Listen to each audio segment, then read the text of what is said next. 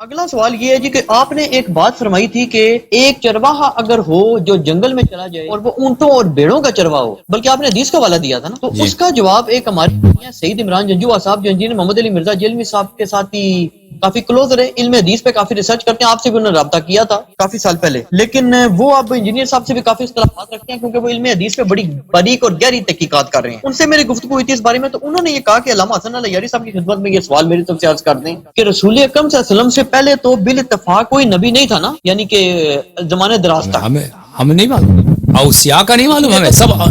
دیکھیں رسول پاک صلی اللہ علیہ وسلم سے پہلے سب انبیاء کے اوصیاء کون تھے، سب انبیاء کے داستان ہم تک نہیں پہنچے، ان کے نام بھی نہیں جانتے، بہت کم انبیاء ہیں جن کے نام ہم جانتے ہیں۔ دیکھیں 1,26,000 پیغمبر ہیں، 1,24,000 پیغمبر سے کہتے ہیں ان کے اوصیاء تھے، ان کے اوصیاء کون کون سے لوگ تھے، ان کے اوصیاء میں کوئی ایسا شخص تھا جو نبی نہیں تھا، ہمیں نہیں معلوم، ہو سکتا ہے کوئی ایسا ہو جو وسیع ہو اور نبی نہ ہو۔ انہوں نے کہا کہ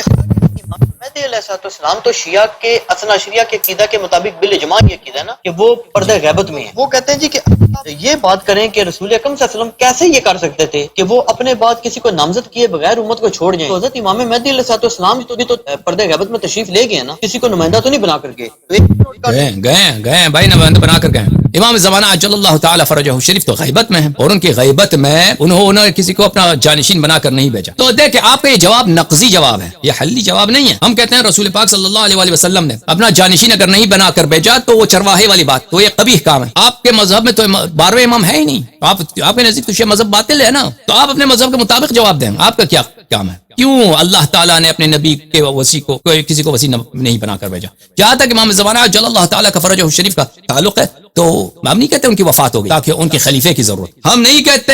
کہ وہ ہمارے یہی عقیدہ ہے کہ وہ ہمارے درمیان موجود ہے، ہمارے درمیان ہے، ہمارے حالات کو دیکھتے ہیں، کبھی ضرورت ہو تو ہیلپ کرتے ہیں، مسئلہ بیان کرتے ہیں، کوئی ان سے توسل کرنا چاہے، جواب لینا چاہے، جواب آ سکتا ہے ان کی جانب سے، ان کا دروازہ کھلا ہے۔ جب کوئی ایسا مسئلہ پیش آ جائے کہ ان سے طلب کرنا ہو تو ان کا نائب کون ہے؟ فرمایا کہ وَأَمَّا الْحَوَادِثُ الْوَاقِعَةُ فَارْجِعُوا فِيهَا إِلَىٰ رُوَاةِ حَدِيثِنَا فَإِنَّهُمْ حُجَّتِي عَلَيْكُمْ وَأَنَا حُجَّةُ اللَّهِ۔ حوادث واقعہ میں روات احادیث کی طرف جانا ہوگا، اور یہ نواب امام زمانہ عجل اللہ تعالی فرجہ الشریف ہیں۔ ٹھیک ہے نا عزیزو؟